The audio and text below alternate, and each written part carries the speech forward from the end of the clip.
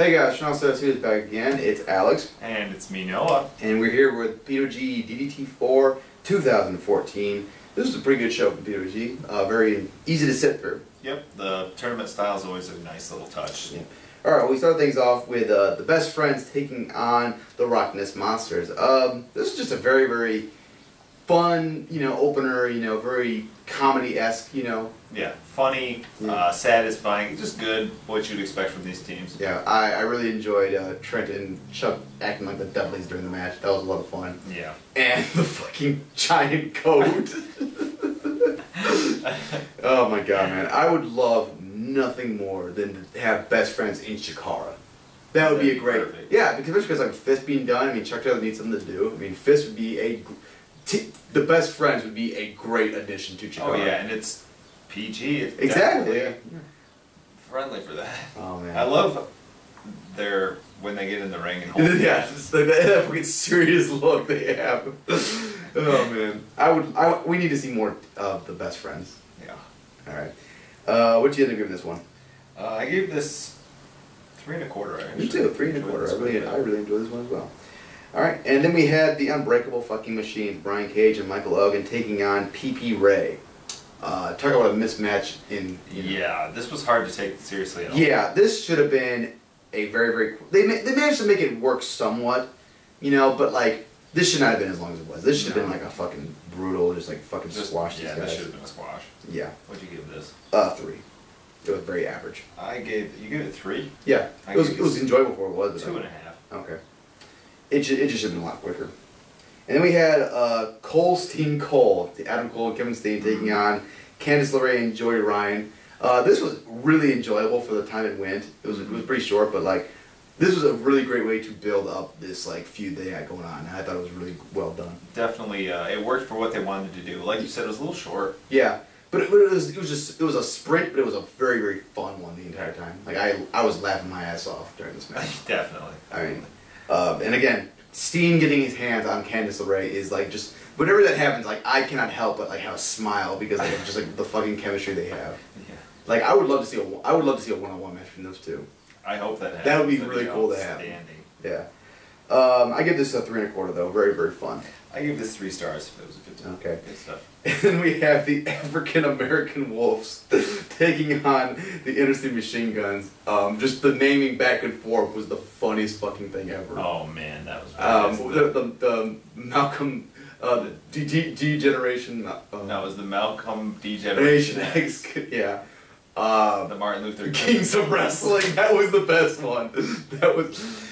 Oh man, there were some really good ones that like me and some friends came up with. Like I can't remember. Like this, that was like the funniest fucking part of this match. That was hysterical. And then the match actually started, and it was crazy. Pretty, like just awesome action. Yeah, this was what you'd expect. Exactly. I mean, like, this is exactly what you wanted. Yeah, exactly. If you expected anything different, then what do you think? So yeah, what's the matter with you? Very, very fun match. I mean, I think everyone looked really good here.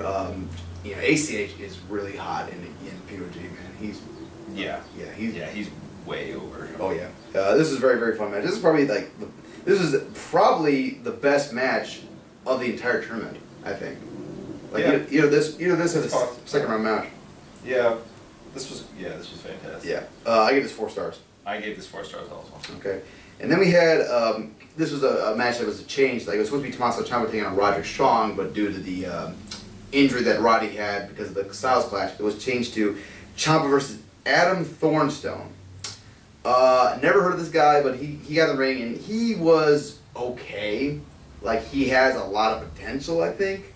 But he needs a lot of polishing. Yeah, and it worked for what they wanted. Like it was just Ciampa, him trying to, this young guy trying to get a match over on Ciampa, and Ciampa just kind of using him like a personal punching bag. Basically. And yeah, I think Ciampa wanted to show him like, hey, you're the new kid. Yeah. It was basically Ciampa taking on the role of Roddy for a match. Yeah. And I gave it 2.5. I also gave it 2.5. Okay. And then we had, which one was this? Was the Unbreakable effing Machines. Was it? No, okay, I'm mixed up. Sorry. This was Cole taking on the Best Friends. That's right. Okay. Yeah, I'm sorry, we're mixing up our notes here. This was a very interesting match, I thought, because this match basically started and they would brawl on the outside for most of the match, and it was fun for what was there. Before that, though, Cole running to the back and coming back in STEEN's attire. Adam Cole is a fucking fast changer, man. Yeah. That's impressive. That was. Because like he had like new knee pads on and all this shit, man. Like I mean, he had like the 20 count. They were counting them out or whatever. It's like there ain't never been a time where you're more stressed out than. No kidding. Man. So yeah, that was pretty entertaining. But yeah, the match itself was pretty short. But like the finish again, it worked in a weird way. Like where like the finish was kind of like out of nowhere and Cole got rolled up. You know, it was fun because of the distraction. So and I think that they kind of like. Trent Brett and Chuck Taylor are not the guys I think that are made for endurance matches. So they did a good job of like protecting these guys going into the finals, I think. Yeah, I mean asking these two guys for 3 matches, that's asking anyone for 3 matches is tough. That's quite there's only a couple guys on the Indies that could do 3 matches in one night. Mm-hmm. So especially like against like, you know, the top talent. Yeah. So but it worked for what was there. I gave it 2 and 3/4. I enjoyed it a little more. I gave it 3 1/4. Okay, that's fair enough. I didn't enjoy the outside all match, and then like when they got in the ring, it was like 5 minutes before the match ended. So yeah, that's true. Usually I don't like the outside stuff, but there was something about this. Okay, really that's fine. The commentary throughout the night always. Oh, the commentary. One thing to say, commentary always helps matches. If I'm laughing at something I'm listening to, I might think back fondly on that match. Oh. And also, Kevin Steen and Adam Cole ripping up the trench coat. That was pretty awesome. Yeah, I felt bad though. I was like, how long did they take to find this trench coat and then you rip it? Yeah. And then we had the Unbreakable effing machines taking on the Inner City machine guns. This was a great match. This was a great mixture of like strength versus high flying, and it really worked well in this match, I think. Yeah, this was really, really good. I thought that this is the kind of thing when you put the Unbreakable fucking machines against a smaller group, this is what you're looking for. Yeah, exactly. Like this was much better than like with PPRay. Like it's like obviously these guys have no chance, but with these two guys, it's like okay, these guys can win, but they got to use like their speed and agility. And even with the RockNES monsters, it's tough to yeah, play seriously. But this was great. I don't like the fact like the finish was basically like they threw every fucking move they could throw at this guy to beat him. You know. Yeah. So it made a lot of sense. You know. The only problem I had with this match was some of the spots looked a little contrived. Yeah, I agree, and like I also think they went a little too long. Like especially because of the fact that like the Inner City Machine Guns had the longest opening match, and they have a super long second round match. It's like, man, you're not really leaving these guys much in the tank for last round. So. And I think there was one spot in this match. Correct me if I'm wrong, where they did like they had sent Elgin into cage and he had him hooked, and then they kicked him down and he did the DDT. It just looked really sloppy, really fake. You know, I always hate that spot in tag team matches. It works in like a 3-way match, but like in a tag team match, I don't like it. No, I don't. A lot of times it looks just really fake. Okay. But overall, I give it 4. That was really good though. I give it 4 also. Very good. And then we had the match of the night, which was a #1 contenders 4-way match. Chris Hero, Drake Younger. I'm sorry, I read the wrong one. I gave that 3.5. I didn't care as much for it. Oh, okay, well, sorry. Back to what I was saying, we had a #1 contenders match 4-way, Chris Hero, Drake Younger, Kyle O'Reilly, and Johnny Gargano. This was fucking incredible. You had 4 of the guys who ever been to say are 4 of the top guys in all of the indies in a 4-way, and they did a great job of making this 4-way very, very fun and making it flow very nicely. Just like it didn't have the same revolving door. It felt like they did a lot of like triple teams and double teams and quadruple team. You know, I liked like the part where they had like everyone had like a submission locked on. That was really cool. I thought this was one of the most unique professional wrestling matches I've ever seen. I agree. It was totally different than anything. You'll never see a 4-way match like this. I don't think you'll ever.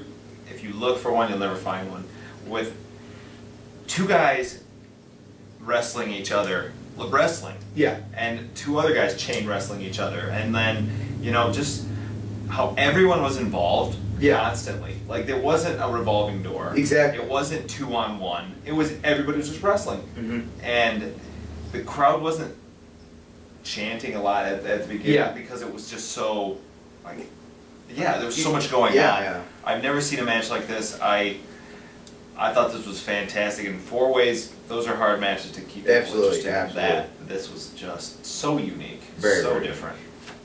Yeah, 4 1/4. I loved it. Although the finishing was nice with Drake Younger and Kyle O'Reilly going at it. Although, like looking back now, it's like, man, kind of a shame that they put Drake over, not Kyle. You know. Yeah, that was. But you know, hindsight being 2020. You know. Sure. So, you know, but yeah, I gave it 4 1/4 also. Absolutely great match. And then we had the finals of DDT4, Team Best Friends, taking on the Inner City Machine Guns. This match was just basically a 9-minute sprint. Like, these guys have been busting their ass all matches. Obviously, they were tired. It was some tough matches, whatever. So they basically took a 20-minute match and gave you the last 9 minutes of it. Where they started fucking hot and heavy, and just immediately were going into like big spots for the finish. So in a way, it really worked because the crowd was just so fucking hot for the match that they were, you know, they were ready. Right. So it worked in a weird way, but it's like it was kind of disappointing that we didn't get to see a real match between these guys. I agree. I thought that it could have been better just because these guys are These are two teams that can pull off great matches. Right. The only thing is that I thought it was really cool and different was that it's almost like, why start from the beginning of a match? This match has been building the entire night. That's a good point. That's a really good point, and that makes sense too. You know, and like I didn't hear anyone like, and obviously again, like it's tough to pull off 3 matches in one night, and these guys did it. You know, and so and this was a different way, and like it wasn't a bad match. It just was way too short to be anything but just a good match. You know. Yeah. So I gave it 3 stars. I give it 3.5. Okay. My thing is like, you know, like I would venture to say this was like the last 9 minutes of a like 4-star match maybe. Yeah. And so I'm gonna give it a part of the rating. I might be giving it a little much, but I get you. All right. What did it give the show overall? I gave this an 8.5. Me too. 8.5. Too sweet. Too sweet. All right. But yeah, very enjoyable. I mean, DDT4s are always really unique. I think that it's very. You don't see a lot of like shows that do like tag team matches, tournaments in this way, and I think it's very special. And it's successful. Sometimes tag team shows can be like skippable. You get like the first round's always very blah, and then the second round's over. You know, like this one, I think they do a good job of like mixing it up. Like there's a good match here, and then a really good match at the final. You know, so I think that's always nice. Yes. So, all right, that'll wrap it up for us for now. Take care. Bye.